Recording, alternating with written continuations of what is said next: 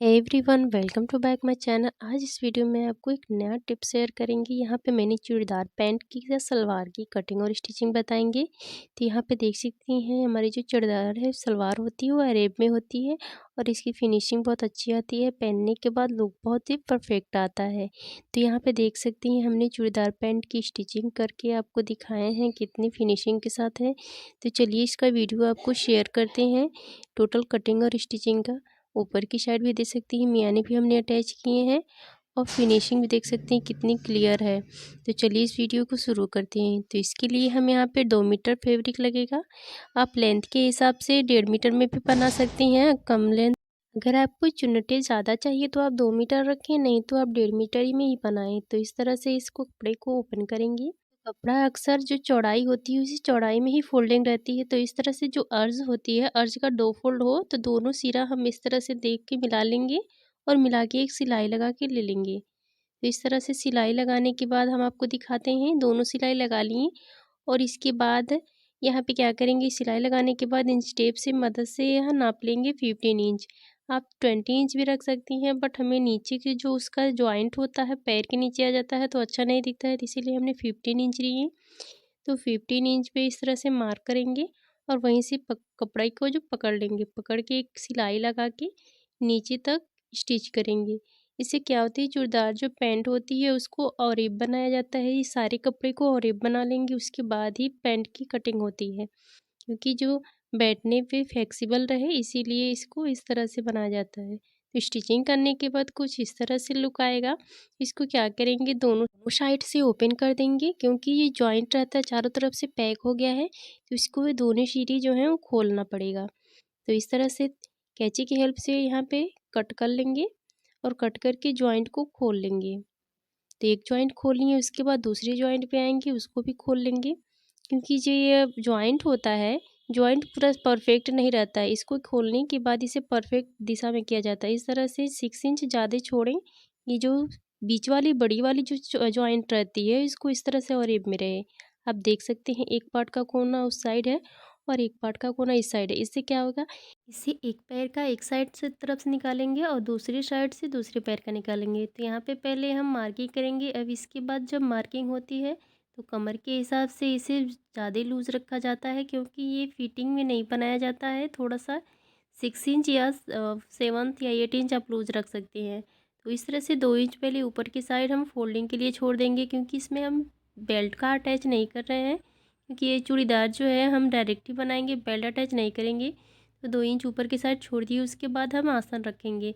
तो आसन हम रखेंगे 15 इंच रेडी है तो 1 इंच नीचे का मार्जिन रखते हुए 16 इंच भी रखे हैं और इस तरह से एक सीधी लाइन कर दिए हैं।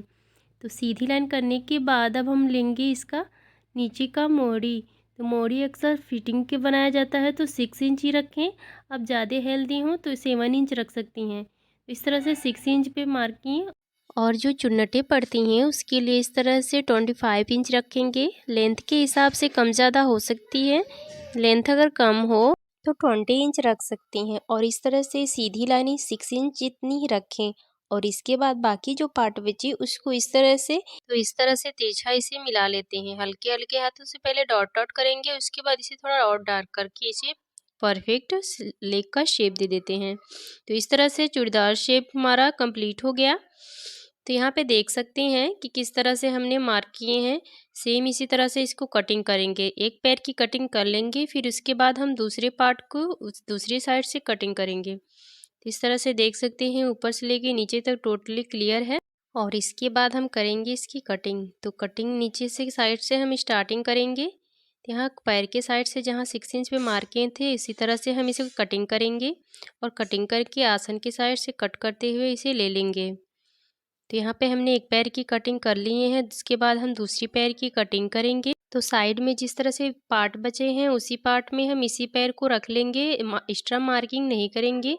सेम इसी तरह से इसके रख कर इसे कट कर लेंगे, क्योंकि इसी साइज से हमें दूसरे पार्ट को निकाल, जिस तरह से हम पेटीकोट की कटिंग करते हैं सेम इसी तरह से इसको अपोजिट डायरेक्शन में रख के निकाल लेते हैं, क्योंकि दोनों पैर एक साथ नहीं निकलते हैं, एक एक अलग अलग करके इसे निकालना पड़ता है। तो इस तरह से इसको कटिंग कर लेंगे और कटिंग करके हम ले लेते हैं। बीच का ये बचा हुआ कपड़े से डोरी बनाते हैं और मियानी निकालते हैं। तो यहाँ मियानी के लिए पहले दो डबल फोल्ड कपड़े कर लेंगे और इस तरह से मार्क कर लेंगे। मियानी की लंबाई 8 इंच रहती है, इसकी चौड़ाई अब 5 इंच रख सकती हैं। तो इसकी मार्किंग करने के बाद हम करेंगे अब कटिंग, और कटिंग करके ले लेते हैं।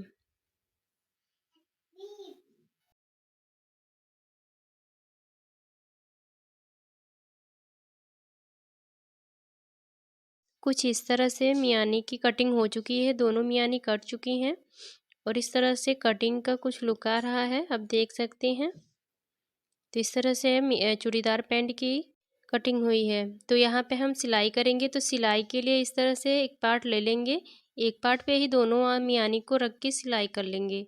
तो यहाँ पे जहाँ से कट किए थे राउंड के लिए, वहीं पे हम मियानी को इस तरह से खोल लेंगे और सीधी साइड रखते हुए मियानी को लगा के स्टिच कर लेंगे।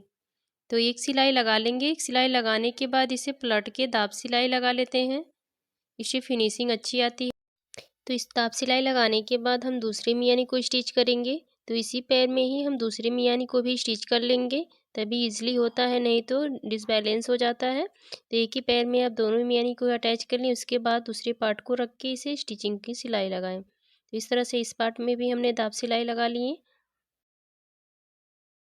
अब दोनों मियानियों को एक साथ जोड़ने के बाद हम क्या करेंगे, इस मिला लेंगे और ऊपर के साइड हम अपना दूसरा पार्ट रखेंगे और इस तरह से देख लेंगे कि हमारा जो मियानी है वो नीचे के साइड रहे, और मियानी को मिलाते हुए इस तरह से दोनों पार्ट को अच्छे से ज्वाइंट करेंगे। तो इस तरह से स्टिचिंग की सिलाई लगाते हुए यहाँ पे आसन भी और अपना मियानी भी दोनों एक साथ हम ज्वाइंट कर लेंगे। तो इस तरह से ज्वाइंट करके इसे नीचे तक स्टिच करें जहाँ तक मियानी हो, और वहाँ से इसे पक्की सिलाई लगा के एक दाब सिलाई दे दें।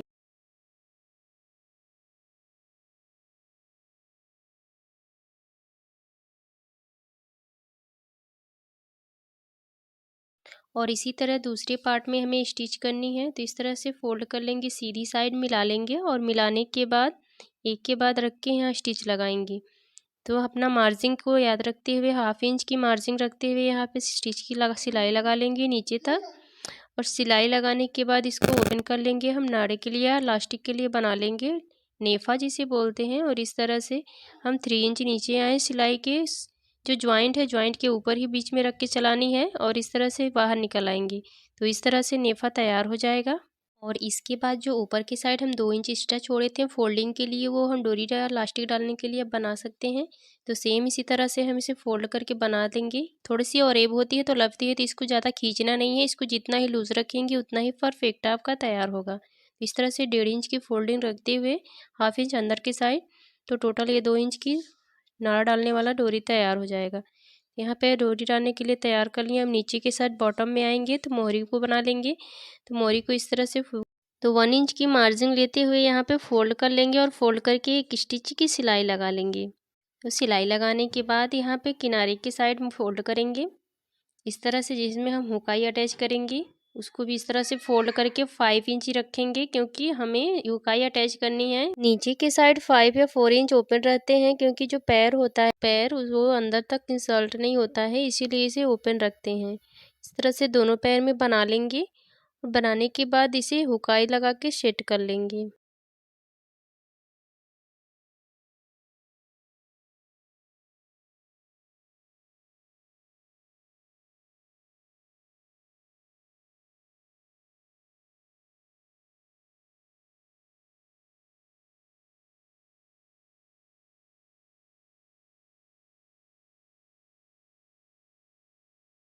तो इसके बाद फिटिंग की सिलाई लगाएंगे। फिटिंग की सिलाई के लिए ज़्यादा मार्जिन नहीं रख लेंगे, बस हाफ इंच की मार्जिन रखते हुए यहाँ नीचे से पूरा सिलाई को अटैच कर देंगे। तो एक पैर से स्टार्टिंग करके दूसरे पैर तक पूरा फिनिशिंग की सिलाई लगा देंगे, और अंदर की साइड इसे ओवरलॉक भी कर सकते हैं या डबल सिलाई लगा के इसे ऐसे ही स्टिच कर सकते हैं।